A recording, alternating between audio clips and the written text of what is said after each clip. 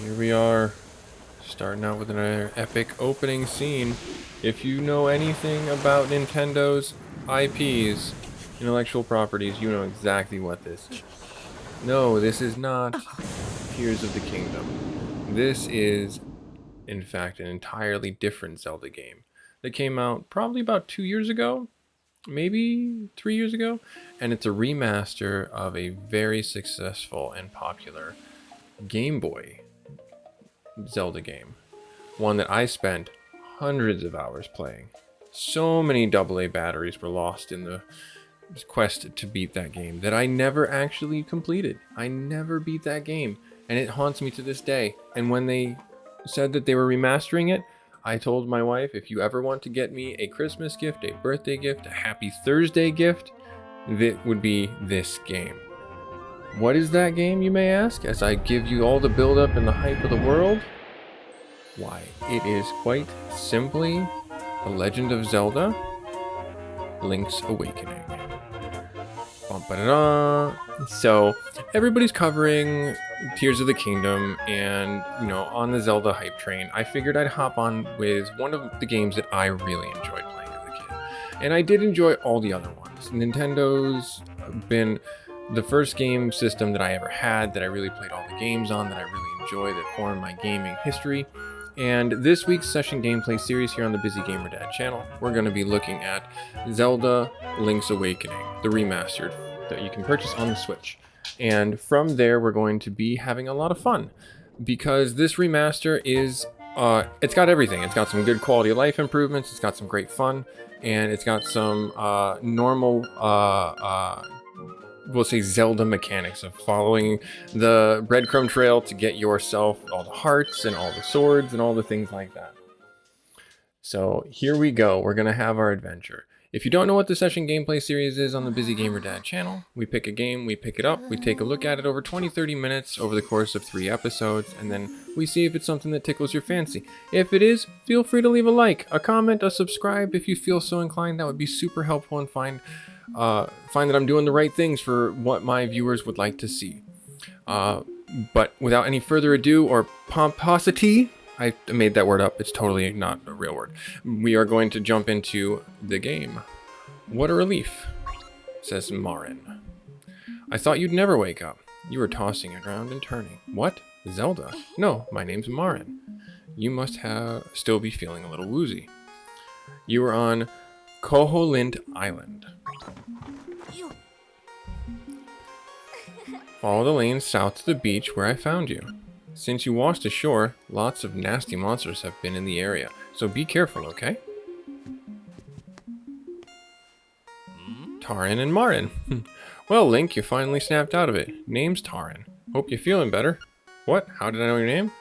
Well, you think it's weird, eh? Well, I saw it on the back of this shield. Man. Already getting items first thing out of the gate. Love it. So the shield, that is the, quintessential weapon of choice for Link, is the sword and the shield. We can't pick up anything yet because it's heavier than it looks. With our current strength, we need to get some upgrades. We need to get to the gym. We need to get some fitness going on. I love this game. I love the remaster they did. I recently went on a vacation with some friends, hiking trip. And when I was not hiking my butt off, I was playing my thumbs off playing this game. And it's just a lot of fun. It really is.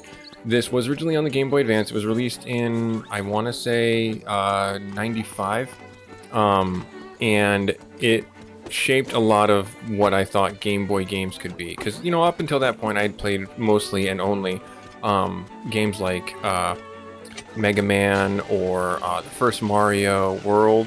So it wasn't really like super figured out or fleshed out what Nintendo wanted to do with their handheld systems yet. And I think that Nintendo really has come a marked way of, what they really want their handheld systems to be, because they've discontinued the 3DS and all that, and they made the Switch a hybrid system. And I really think that that's a smart move. It totally speaks to what Nintendo can do from an ingenuity standpoint for the gaming genres. Owl. Hoot hoot. So you are the lad who owns this sword. Now I understand why the monsters are starting to act so violently. A courageous lad has come to wake the windfish. It is said that you cannot leave the island unless you wake the windfish. You should now go north. to the mysterious forest. I will wait for you there. Hoot hoot. Alright. So I have a couple of different saves that I made intentionally to show you guys certain, we'll say, chapters or points along the game. I'm not gonna spoil those for you, but they will be time jumps, you know, at certain points throughout the game, just to give you guys a flavor of where the game progresses to. Because I feel like there's not a lot of spoilers left for this game because it's been around for so long, and we just totally thrashed that one urchin. Sorry, dudes, but, you know, enemies be needing to be swatted. Alright. So we're going north. So this game, why I think this is a good game for a session gameplay series is because there's actually a really good hand-holding mechanic in here and by way of the telephone system. And what I'm talking about is when I get back into town, I'll show you. There's a system that allows you to kind of save check yourself on where you are in the game. Also, if you go into your inventory and you go to your map, you can actually see the map flesh out and figure out where you need to go. But if you press the X button on your Switch, it gives you recorded speeches and also good metrics on where everything is that's been hidden that you've been finding. Again, really good quality of life improvements that weren't there when you were playing the game via Game Boy, just because it wasn't able to be programmed in. So I love the fact that they included this because it's perfect for the busy gamer to pick up and put down and then come back to and say, oh yeah, I was here doing this. So those memories are the first key integral, like we'll say, bookmark to help you. Owl. Hoot. Oh, brave lad on a quest to wake the dreamer. What? Welcome to the mysterious forest. Much of mystery will you find on this uncharted Koholint Island. I'm afraid you must find it a trifle difficult to leave the island while the windfish naps. By the by, have you ever visited the Tail Cave, which is south of the village? Go there with the key you find in this forest. The windfish is watching. Good luck. He doesn't say good luck, but I always thought he would say good luck. Because, you know, he's your spirit companion. He's your guide. So the next bookmark mechanic that we can look at and find for ourselves, and I'll show you what that is right over here. Around the corner in here, in this wonderful, quaint little hut, lives a man who communicates with you via telephone. You see the telephone right here, and you can talk to him. Old man Oriah. How to say, please call outside. It seems that old man Oriah is a shy guy in person. So there are various telephone booths scattered across the island, and I'll show you a few of them when we get to them, where you can call him and he helps you along with hints on what you should do next, where you should be going, or just reminding you where you were playing the game too. So if you are ever lost, this game has great hand-holding mechanics. And also, it's good for young adventurers. So if you want to play this game with your kids, it's actually really good to have them start off with this game rather than a full-tilt Zelda game, because this has great entry points for someone to learn the puzzling. It's very easy to navigate, and it's very easy to understand the buttons scheming, because you can only have a certain amount of weapons and items equipped at the same time. Another quintessential Zelda mechanic. So where we're at right now is in the mysterious forest. We gotta talk to the raccoon. As a raccoon, my nose is very sensitive to stuff like dust and powder. So if we try and pass this point, you're going to be lost thanks to me. And right here, it looks like the same tile, but you'll see soon enough that it's actually not. $5, yes, 5 rupees, I'll take that, thank you. But you see that there's already enough changes in the tile sets below. Oh, I dropped my guard just as you threw that there. Awesome. Nice, showing stellar gameplay right out of the gate. So these orange slimes, they take 2 hits because they split, and then when those little blobbies get attached to you, you can't swing and you move super slow. You can't even block. You have to rapidly press the button. The green slimes that we'll encounter, they hit you on touch, damage on touch. So keep that in mind if you've forgotten that. In here, let's walk across here. Run, run, run, run, run. Nice, awesome. Oh, you know what I didn't do? I didn't break the other side. That's what I didn't do. Right here. There. And just break it all. And then push this out of the way. And we get money, I think? Money. Can't go wrong with money. Nice. Okay, what's up here? See, these are the green slimes I was talking about. They have damage on touch. The orange slimes, not so much. Unless they're the big ones. The big ones do damage on touch. Do? Anyways. Let's solve our first real big puzzle, which I think I've already messed up. Yes. Because I don't think I can pick that up. Maybe I can. Let me go back in here. Let me see this real quick. Yeah, if we push this one this way, push this one up, we can lift this guy. Nope, we can't lift this guy yet. It's too heavy. We'll come back for this heart container later.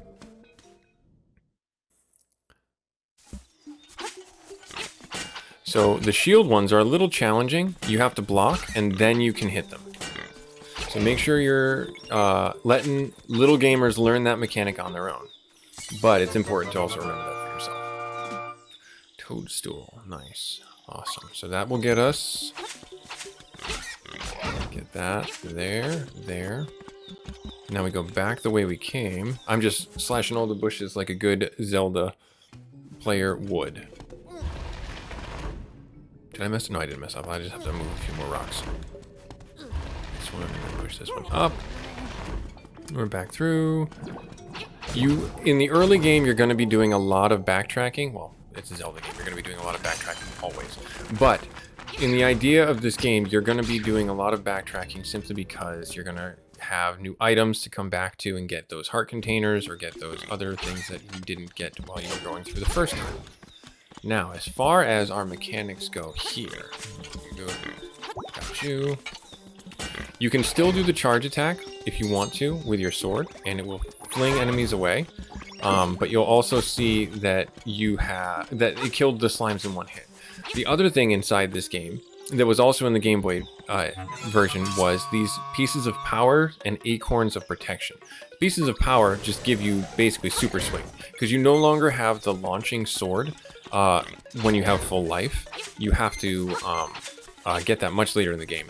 But from here, you have to be able to, or from the simple use of the power shard. Oop, I walked right into him. You can actually hit people and kill them in one hit that would normally take two. So we're going in here inside our witch's hut, the quintessential witch's hut. I'll talk to her. Aha, is that a sleepy toadstool? It is. I'll mix it something up in a jiffy, we will.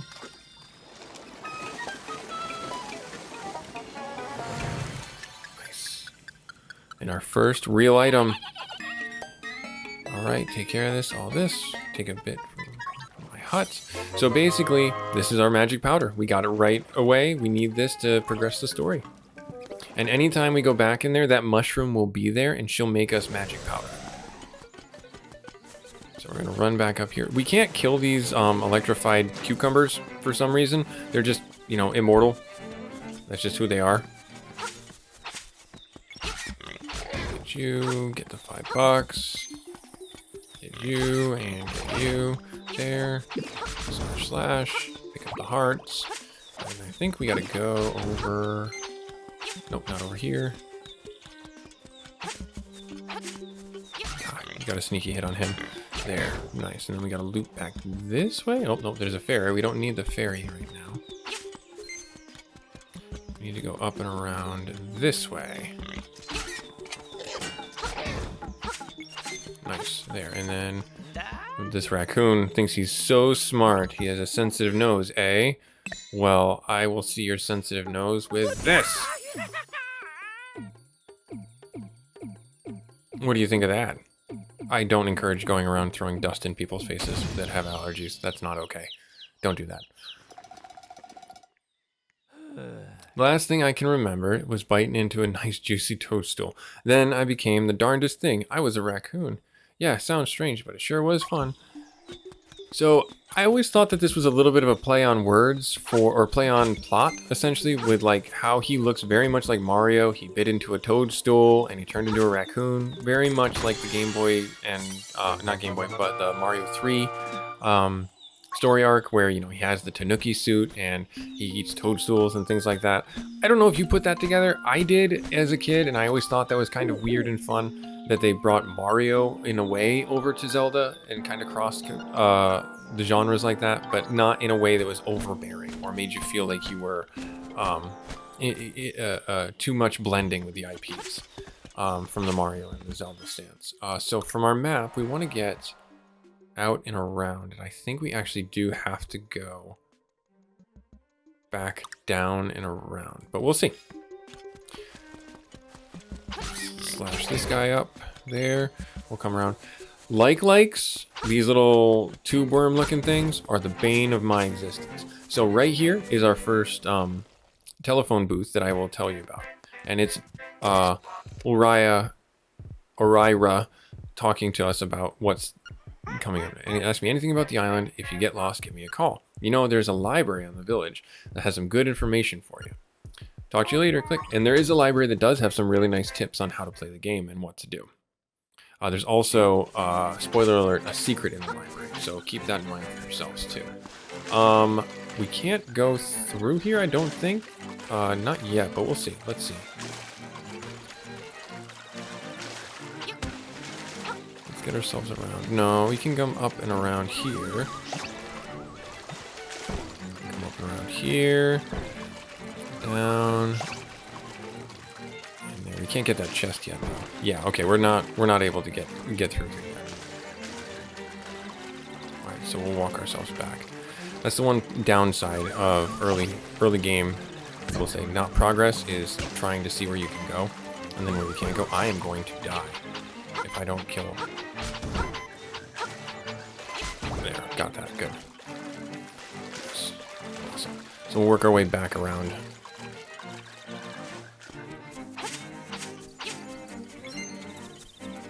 So yeah, likes, like I was, likes are those little tube worm looking things, and they are the bane of my existence.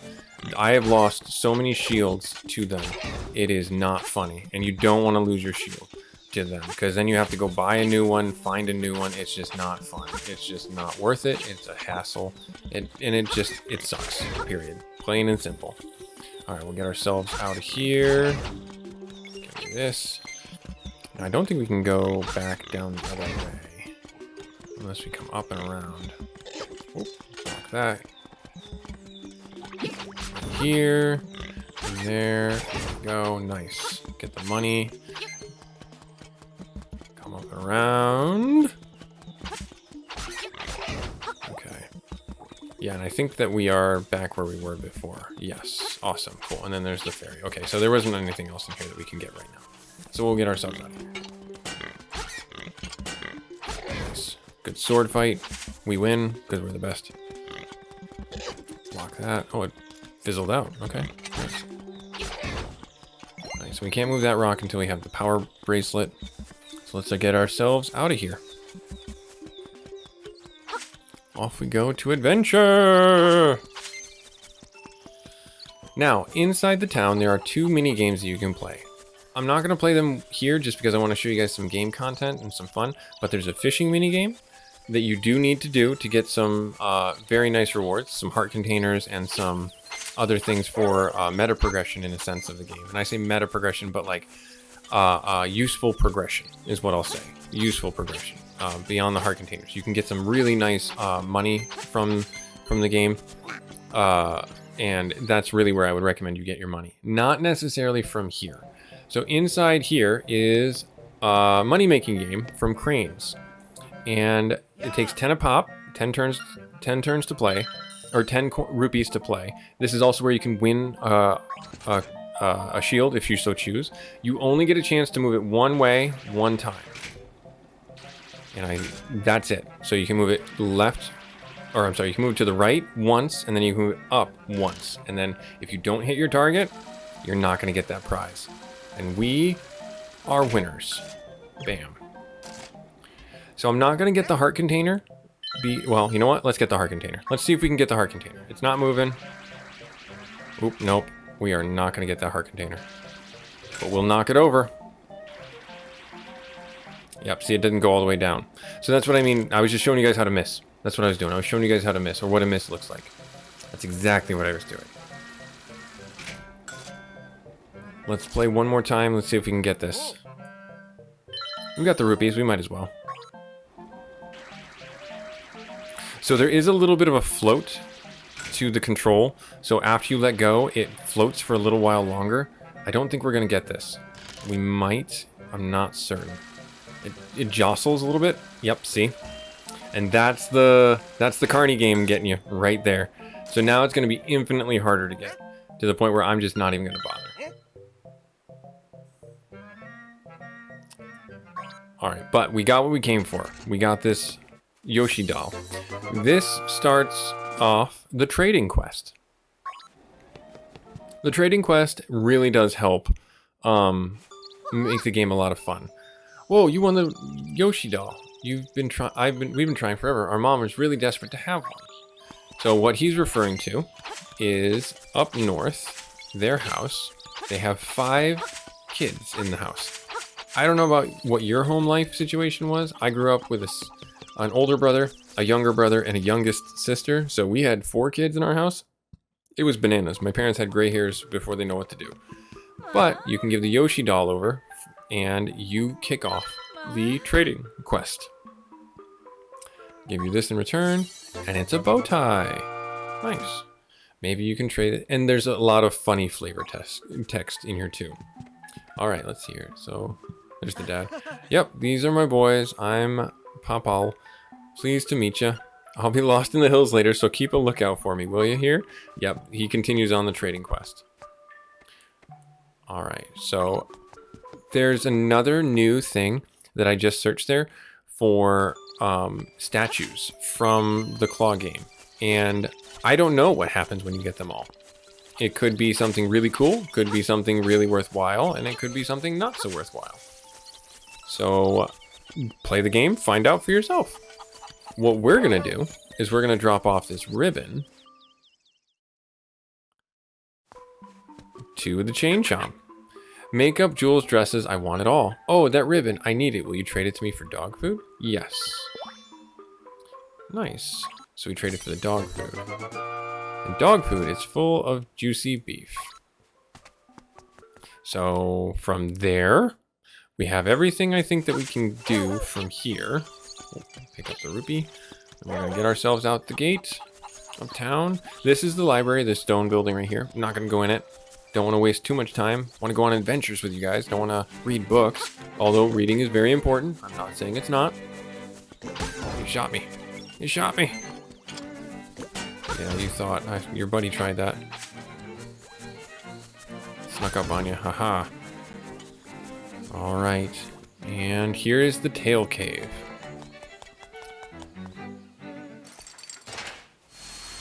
Opening it up. Having our first adventure. Now, when I was on my trip, I was able to sit down and play this game for a really long time and get through quite a bit of it in chunks. But I did see along the way that it said now saving.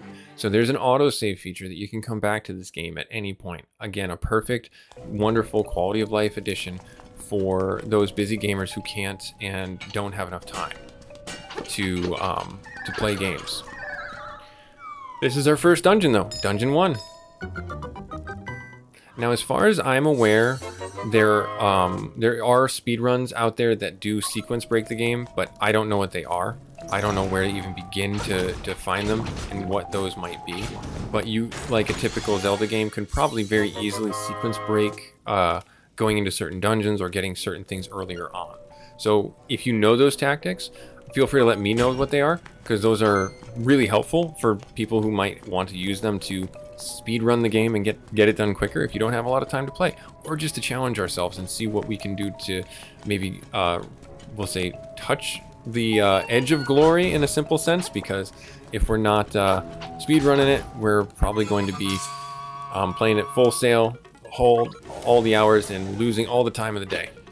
All right, so now we just knocked that guy into the tunnel, open the door, got the key.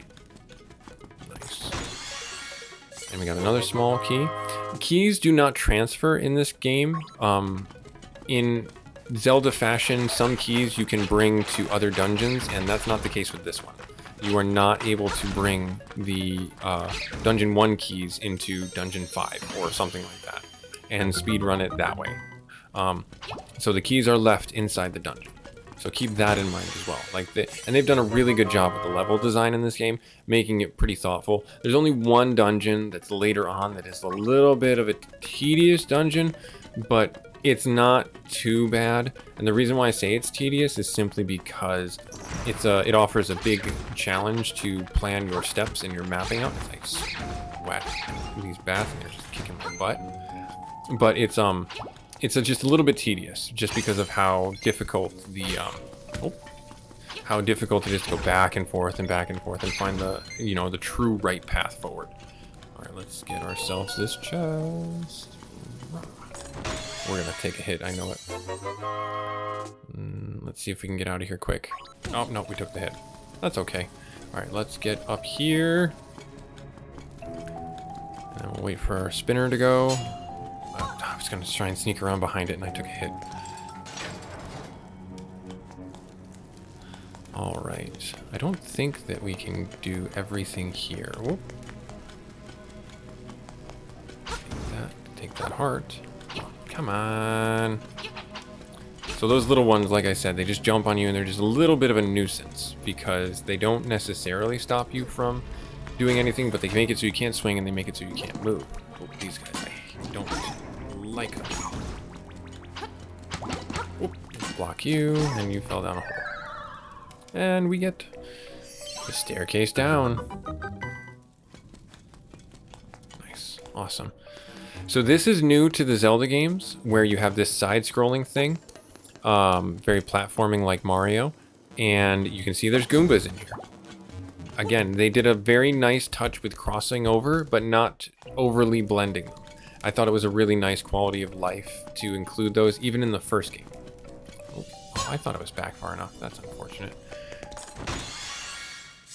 The Rock's Feather.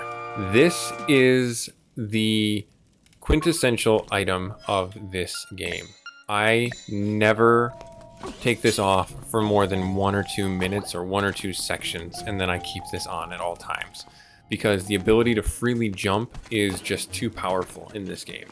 It allows you to get to a lot of places, avoid damage, and do damage and fight much more effectively. So that's just my tactic. I mean, you can certainly make the argument that there's other things out there in this game that are just as powerful, if not more powerful, but I think this Rock's Feather is the most powerful item in this entire game. Now we have 2 keys. We have 1 choice down there, 1 choice here, but we're gonna come up here. I believe this is the map.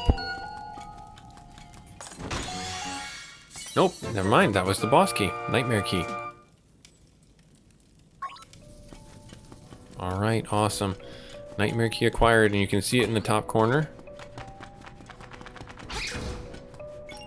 Oh, there is a leash on those guys. I didn't even notice that before. So these Stalthos, these ones jump back, and they're a little bit of a pain in the butt to deal with, but we got them. Oh, that's the swivel door. All right, in here we go. In the later dungeons, there's ones that are... I don't want to take a hit, so jump over them. Take you guys out there. Nice. Ah, these guys are fun.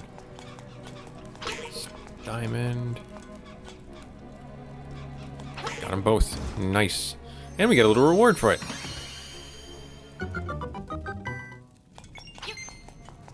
I don't know if this is probably the beak. I don't think we need this. Yeah, this is unique to this game. So those owl statues aren't just for show. You can actually put the beak inside them and turn it gives you helpful hints. It tells you how to, beat certain dungeons, do certain sequences if you're struggling. Again, very useful for first-time gamers, etc. We're gonna fight our first mini boss. Now we can, I believe, nope, didn't get it. We can keep him on one side of the room. He'll jump predictably to one side. Nice, perfect. Get a fairy, and one of the best things about this is there's a teleporter to the entrance of the dungeon. Oh, I didn't even want to do that, but I did it. All right, we're gonna go down in here. I don't think there's any... Oh, yes, I know why. This is down here. Yep. All right, so let's activate these guys back up. And in we go to fight the first boss as he takes a hit. Because, you know, it wouldn't be fair if I went in here with full hearts. Buzz, buzz, outsiders. Moldorm. Alright, come on, come on, come on.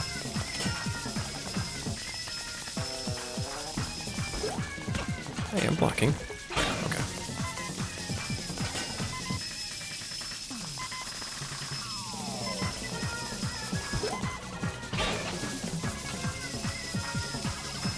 Come on.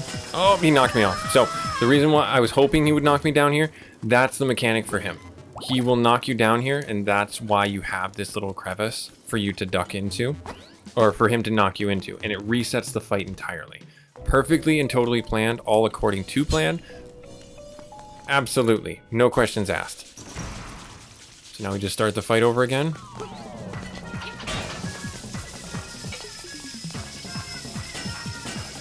Use the shield to our advantage. Nice.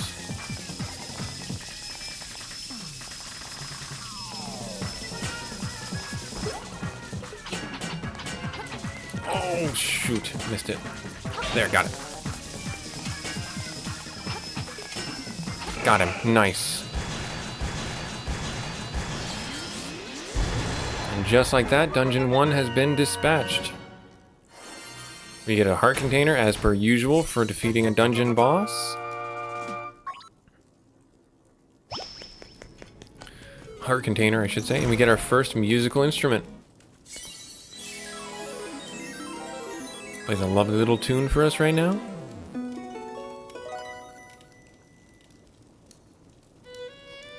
Nice. I always like these little tunes.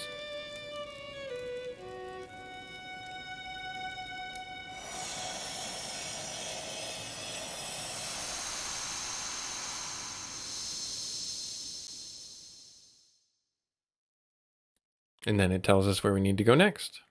Swamp. A path opens in the blooms.